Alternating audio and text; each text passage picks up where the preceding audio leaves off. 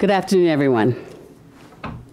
As the Minister of Health, I am especially pleased to announce my ministry's consultation on the proposed amendments to the Mental Health Act.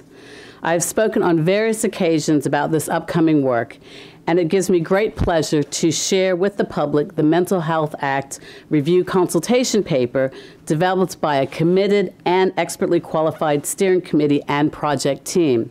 Some of them are standing here behind me in support. These teams have been working on the proposed amendments for the past year, and the consultation paper and supporting documents provide an excellent overview of the proposals. I highlight that this excellent work was commenced under the previous administration, and I'm committed to advancing good work that aligns with this government's priorities. Indeed, raising the awareness of mental health and the issues surrounding those persons within our community affected by mental health challenges is something that I am personally passionate about. In brief, due to the urgency of some of these changes that were needed and the magnitude of the full reforms envisioned, the Ministry of Health proposes a phased approach to amending the Mental Health Act. Phase 1 will address immediate issues that require urgent attention, and Phase 2 will look at the longer-term wholesale rewrite of the Act, which is some 50 years old.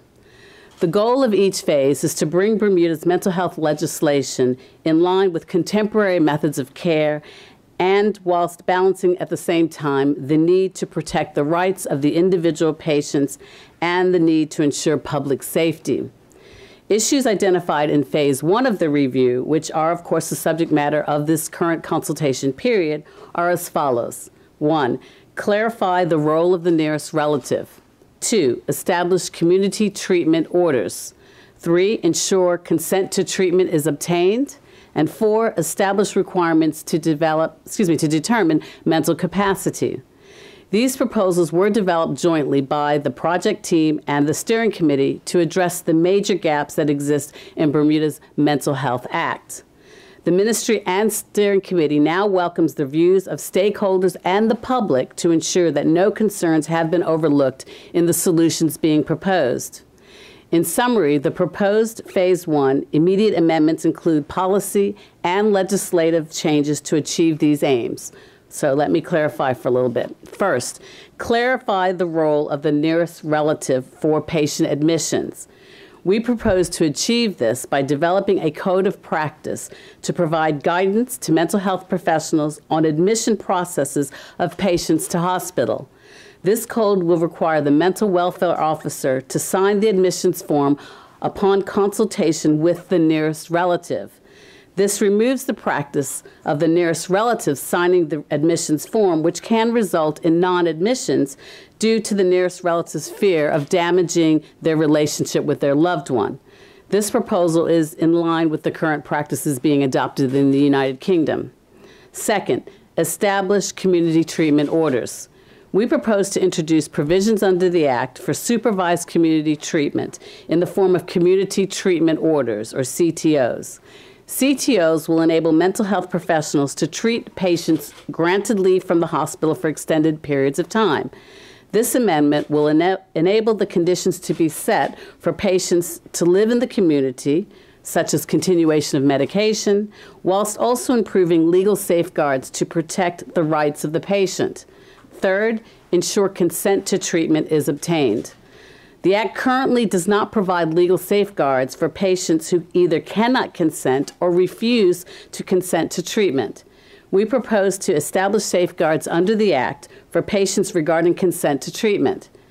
The recommended provisions for consent to treatment will apply to all detained patients, whether in hospital for treatment or living in the community under the community treatment order provisions proposed.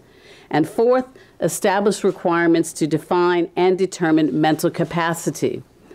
We propose to introduce provisions under the Act for determining mental capacity, which at present are not established in law.